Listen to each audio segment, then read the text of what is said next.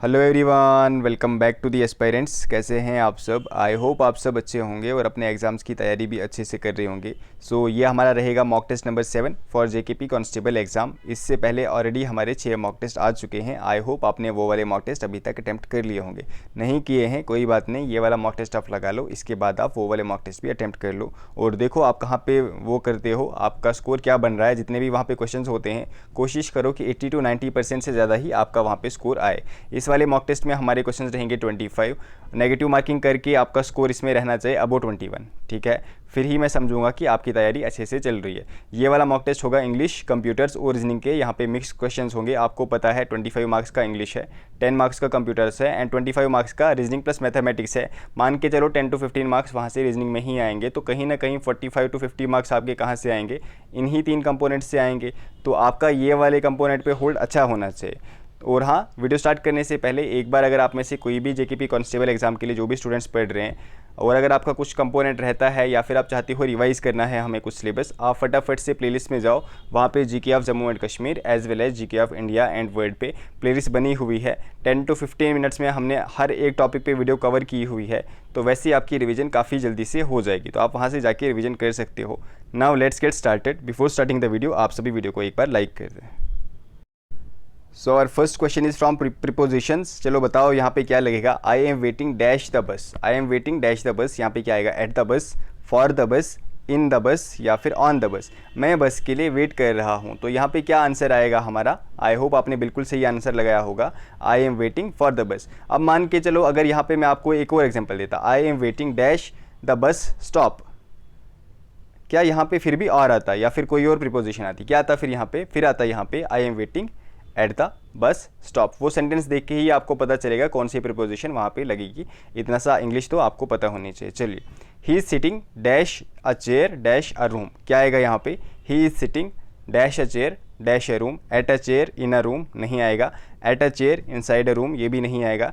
At a chair inside a room, on a chair inside a room ये भी नहीं आएगा। क्या आएगा हमारा आंसर? ऑप्शन 4। आई होप आपने भी सही लगाया होगा। वो एक चेयर पे बैठा है, on a chair in a room, एक रूम में। क्या आपका भी यही आंसर आया क्या? अगर यही आया है तो very good. She was angry dash what I did. वो गुस्सा थी, जो चीज़ मैंने की थी उस पर वो गुस्सा थी। क्या आएगा यहाँ पे? On what I did, with what I did, for what I did या फिर एट वट आई डिड। तो she was angry at what I did. She was angry at what I did. चलिए, कम्युनिकेबल डिजीज़ इज़ टू कोविड-19, non communicable disease is to. देखो अब यहाँ पे आपको पता होना चाहिए इसमें से नॉन कम्युनिकेबल डिजीज़ कौन सी है। थोड़ा सा आपका जीके पोर्शन या फिर साइंस पोर्शन भी यहाँ पे आपको आना चाहिए, फिर ही आप ये वाला क्वेश्चन निकाल सकते हो। तो बताओ मुझे, कम्युनिकेबल डिजीज़ वैसी डिजीज़ होती है जो एक इंसान से दूसरे इंसान तक फैलती है। तो बोला गया है अगर कम्युनिकेबल डिजीज़ यहाँ पे कोविड-19 है।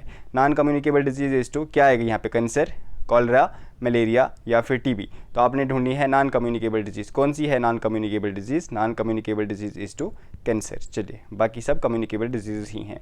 डॉक्टर इज़ टू हॉस्पिटल, वैसे ही लॉयर इज़ टू। अगर डॉक्टर इज़ टू हॉस्पिटल तो लॉयर इज़ टू क्या आएगा? बिल्कुल ईजी है, कॉर्ट, कोर्ट, स्कूल या फिर कॉलेज। तो क्या आएगा हमारा आंसर? काफ़ी सिंपल क्वेश्चन है, लॉयर इज़ टू कोर्ट। चलिए, नेक्स्ट क्वेश्चन देखो आप। Word does a bone in contention mean. यहाँ पे एक वो दिया हुआ है इडियम, इसका मतलब पूछा गया है। ए बोन इन कंटेंशन का क्या मतलब होता है?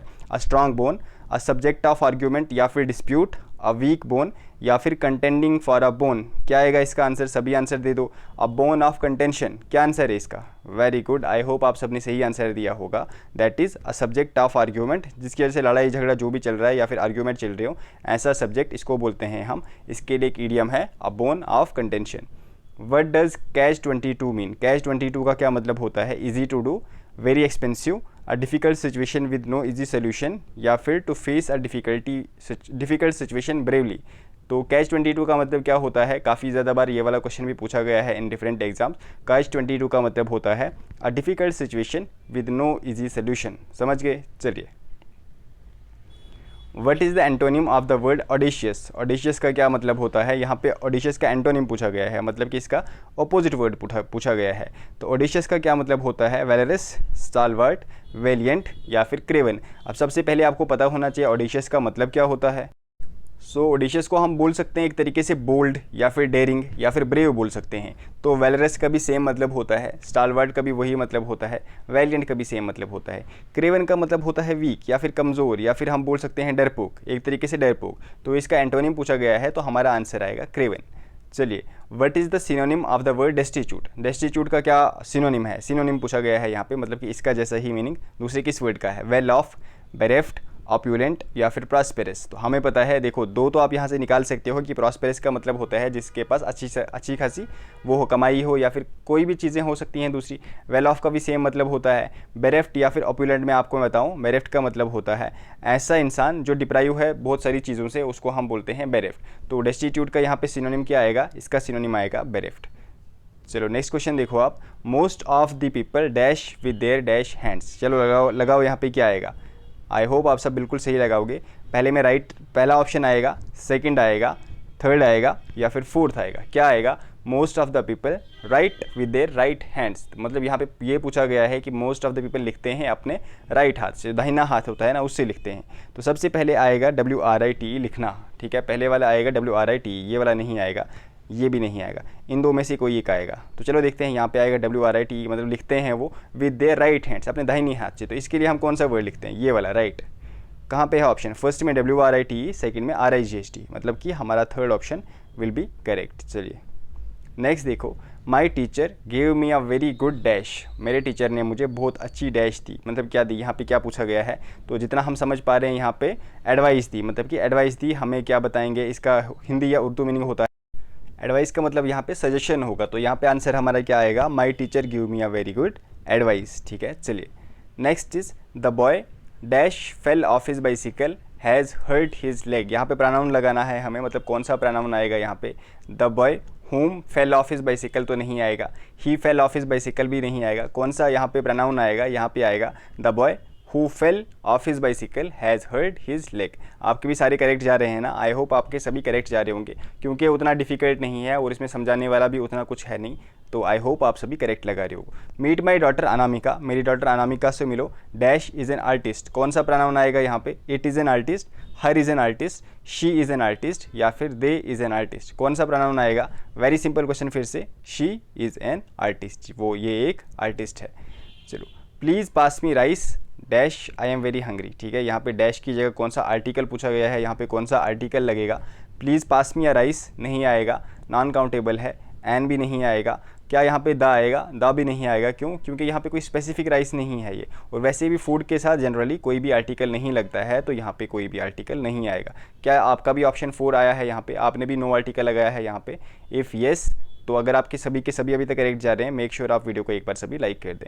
आई met dash music director in LA, LA का मतलब यहाँ पे Los Angeles, it is a city in America, and dash dash music director was from my city.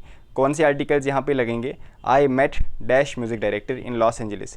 अभी तक तो हमें नहीं पता है कि ये कौन है, डेफिनेट नहीं है, इनडेफिनेट है। तो यहाँ पे कौन सा आर्टिकल लगेगा? क्या यहाँ पे नाउन की साउंड आ रही है? नहीं, प्रोनाउन की साउंड आ रही है। तो पहले में आएगा ए, ये वाला ऑप्शन नहीं आएगा, ये भी ऑप्शन नहीं आएगा। अब चूँकि अब हम इसको जानते हैं, तो अब नेक्स्ट में कौन सा आएगा? नेक्स्ट में आएगा द। अब ये हमारे लिए स्पेसिफिक बन गया। तो the music director was from my city. कौन सा ऑप्शन हमारा आएगा? Option 3 will be our correct answer.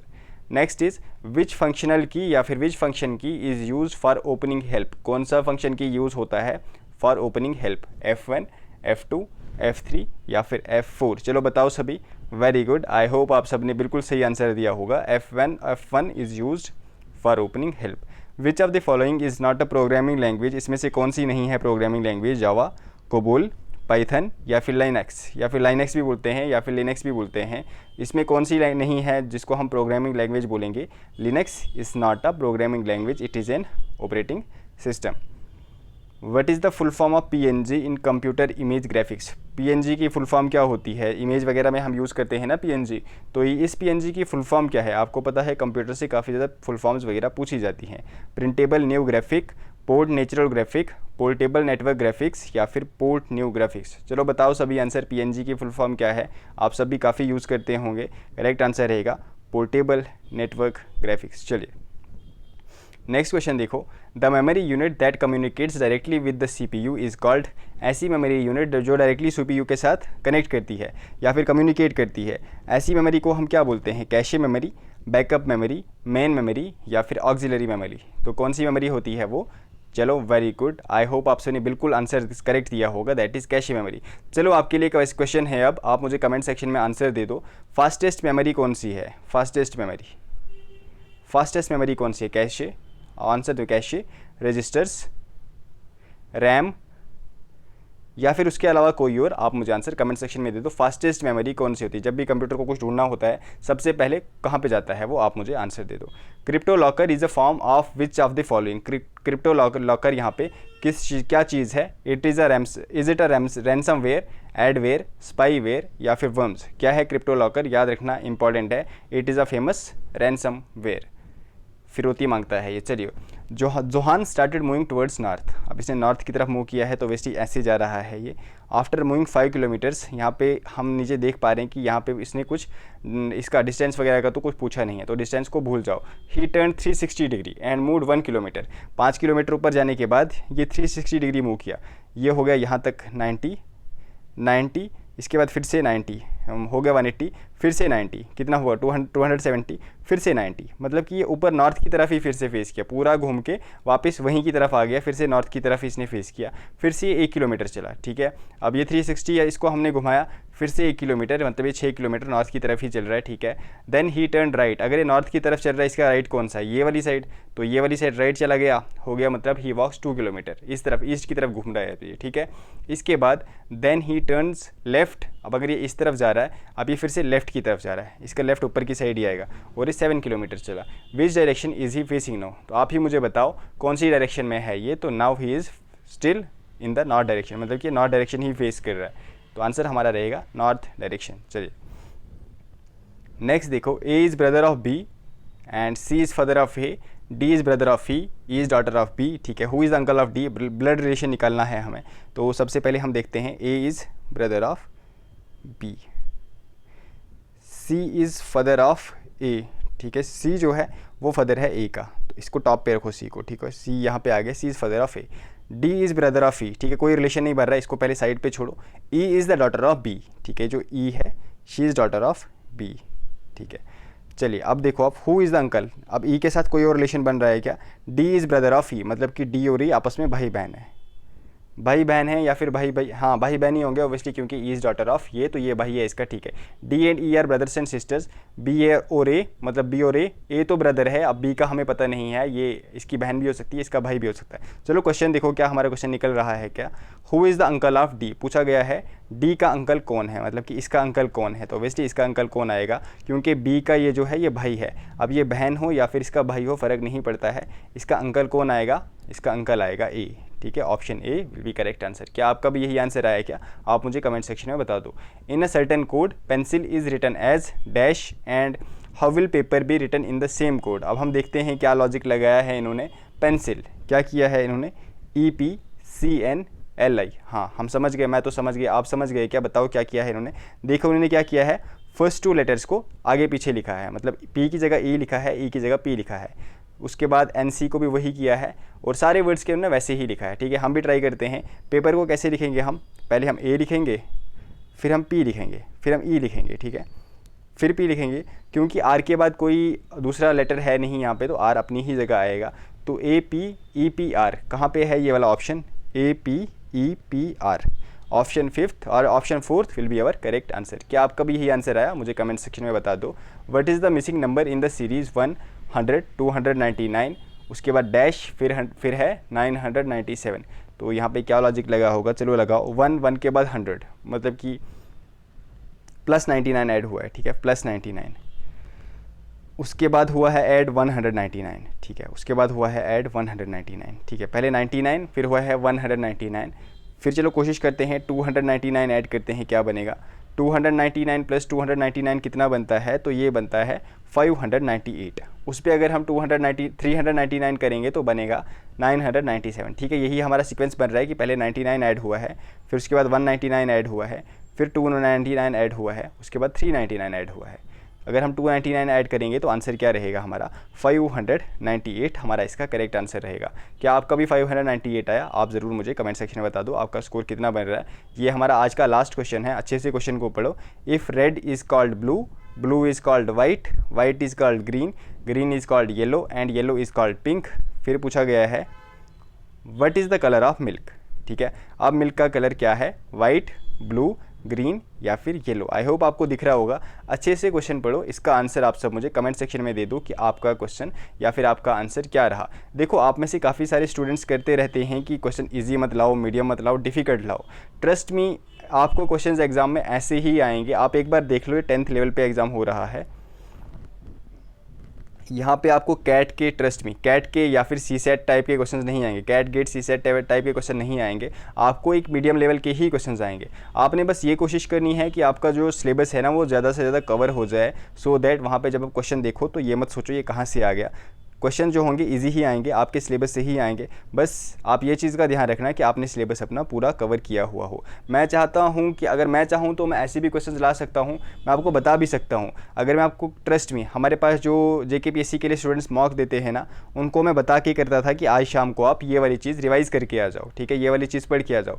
And trust में 20 में से उनके 10 से 12 ही क्वेश्चन वो ठीक हो जाते थे। इस तरीके से मैं क्वेश्चन घुमा सकता था। अगर मैं आपको अभी आर्टिकल 15 पे ही क्वेश्चन घुमा के लाऊँ ना, अगर मैं चाहूँ, ट्रस्ट मी, आर्टिकल 15 पे अगर आपको मैं 10 क्वेश्चन अभी पूछना चाहूँ तो 10 में से आप 5 भी करेक्ट नहीं कर पाओगे। ठीक है, मैं इस तरीके से भी क्वेश्चंस घुमा सकता हूँ। बट मुझे पता है यहाँ पे हम UPSC या फिर JKPSC के लिए नहीं पढ़ रहे, यहाँ पे हम JKP कांस्टेबल के लिए पढ़ रहे हैं। आप स्टूडेंट्स को ये वाला ध्यान भी रखना है। मुझे पता है आप में से काफ़ी सारे स्टूडेंट्स दूसरे एग्जाम्स के लिए भी पढ़ रहे हो, आपको ये वाले क्वेश्चन ईजी लग रहे होंगे। बट आप में से मेजॉरिटी ऑफ द स्टूडेंट्स वो स्टूडेंट्स हैं जो सिर्फ JKP कांस्टेबल के लिए ही पढ़ रहे हैं। तो हमने टारगेट भी JKP कांस्टेबल एग्जाम को ही अभी करना है। जब हम इससे हायर लेवल एग्जाम्स पे जाएंगे, स्पेशली जब हम NT पे जाएंगे, उसके बाद SI पे जाएंगे या फिर JKPSC पे जाएंगे, तो वहाँ पे आप क्वेश्चन लेवल फिर खुद ही देख लोगे। आप बात समझ रहे हो? तो यहाँ पे हमें अभी फ़िलहाल JKP कांस्टेबल को ही टारगेट करने दो। अभी हम फिलहाल क्वेश्चन उसी लेवल के लाएंगे, ना उतने हाई लेवल ना उतने मीडियम। जिस तरीके का JK SSB पूछ सकता है या फिर पूछते आ रहा है, हम फिलहाल वैसे ही कवर करेंगे। इस चीज़ के बारे में आपकी क्या सजेशन है प्लीज़ मुझे कमेंट सेक्शन में बता दें। एंड अगर आपने PDFs लेनी है, डिस्काउंटेड प्राइस चल रहा है, आज शाम तक 12 बजे तक आपको सिर्फ 99 में PDFs मिल जाएंगी। अगर किसी को भी PDFs बाई करनी है तो व्हाट्सएप करो 6006893955। वीडियो को लाइक नहीं किया है, मेक श्योर आप वीडियो को लाइक कर दिया करें, ठीक है, सभी लाइक कर दिया करें। एंड यस, मॉक को अपने फ्रेंड्स वगैरह तक भी शेयर करें। चलो, टेक केयर एवरीवन। हाँ, एक और चीज़, आप मुझे बताओ लाइव मॉक टेस्ट आपको कब से? संडे को ही रखते हैं ना? फिर संडे को रखेंगे। हम कोशिश करेंगे ज़्यादा से ज़्यादा वहाँ पे क्वेश्चन लाए जाएँ, बट एटलीस्ट 200+ स्टूडेंट्स संडे को लाइव आओगे क्या? मुझे कमेंट सेक्शन में बता दो प्लीज़। एटलीस्ट ये वाली चीज़ आप मुझे कमेंट सेक्शन में बता सकते हो। चलो, टेक केयर एवरीवन, मिलते हैं नेक्स्ट मॉक में, तब तक के लिए बाय बाय।